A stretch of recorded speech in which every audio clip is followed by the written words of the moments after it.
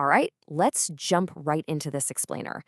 Today, we're looking way past the high-flying kicks and martial arts action to reveal something honestly a lot more fascinating. We're going to see how the original Mirage comics used our favorite heroes in a half shell, not just as action stars, but as a genuinely sophisticated literary device. Seriously, it's an absolute masterclass in blending grounded, gritty crime drama with expansive cosmic science fiction. Because, rather than just being the main guys in a street level story, they actually act as the ultimate narrative pivot point. They are literally the connective tissue between three wildly different worlds. As fans of the original Mirage run, you already know the tone was way darker and heavier than the cartoons that came later. But what we're really digging into today is how that specific gritty tone was engineered to be a bridge into something so much larger than just one single city.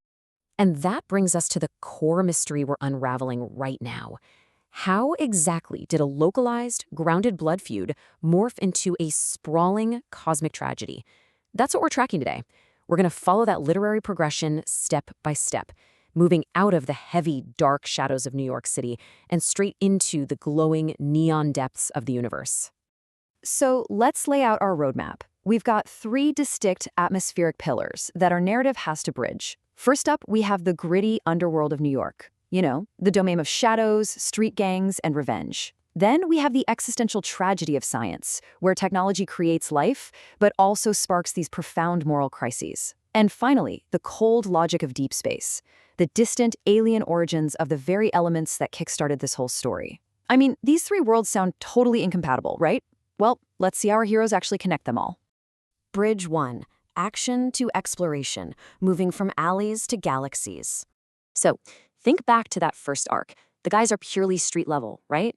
They're basically just the blunt instruments of the Shredder's downfall, a very local response to a highly local blood feud. But by chasing down the Shredder's legacy, they quite literally stumble into the TCRI building. And this specific plot point physically rips them out of those dark, noir alleys of the first act and drops them right into the wild sci-fi landscape of the second. This narrative perfectly bridges their identity from local assassins to universal explorers, proving that their hyperlocal origin actually has massive cosmic consequences. Moving on to Bridge 2. Flesh versus metal and the biology of the soul. As the scope of the story really starts to expand, we run into Professor Honeycutt, the Fugitoid, and the guy is trapped in this profound, agonizing crisis about his own existence. He's constantly asking himself, am I a man or a copy? It's the absolute peak of scientific tragedy, right? A human mind completely trapped inside a metal robot body. And this is where the story brilliantly forces us to hit the brakes and ponder some pretty heavy philosophical stuff. Like, what actually defines a soul? Is life strictly defined by having an organic brain, or is it defined by persistent consciousness, no matter what kind of vessel it's sitting in? Here is the crucial takeaway.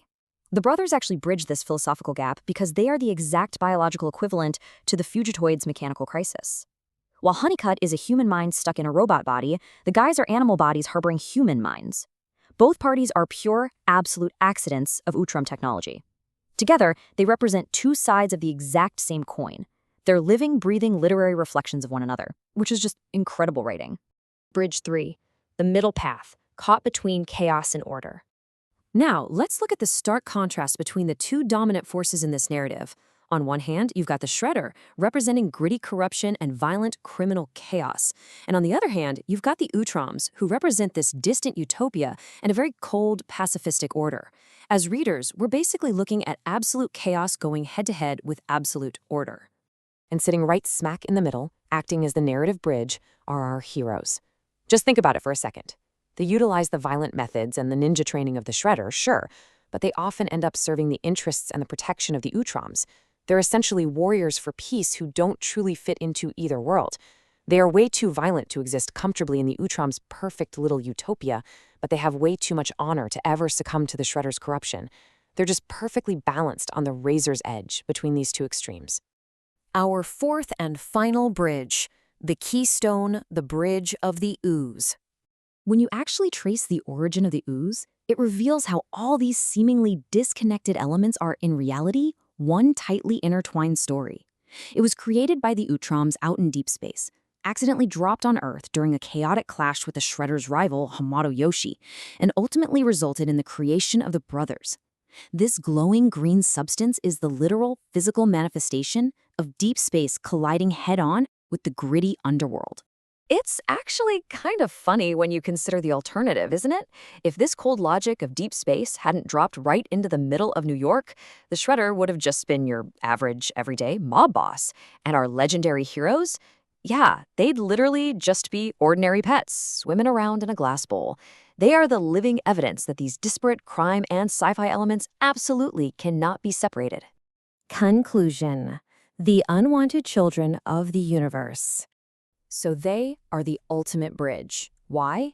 Because they're the only characters who have a distinct, undeniable stake in every single world we've discussed today.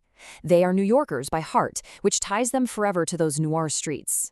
They're ninjas by training, anchoring them to the violent chaos and that legacy of revenge. And they are aliens by origin, tying them permanently to the cosmic sci-fi tragedy. Ultimately, they fit in as the unwanted children of the universe. As we wrap up this explainer, I want to leave you pondering a really profound, incredibly human question that's born directly from these unwanted children of the universe. How do you define your identity when you have roots in every world, yet you truly fit in nowhere? It's a huge thought that elevates this classic comic far, far beyond just standard martial arts action, making it a true masterpiece of cosmic and grounded storytelling. Thanks so much for diving into this with me. Take a moment to think about that question, and I'll catch you in the next explainer.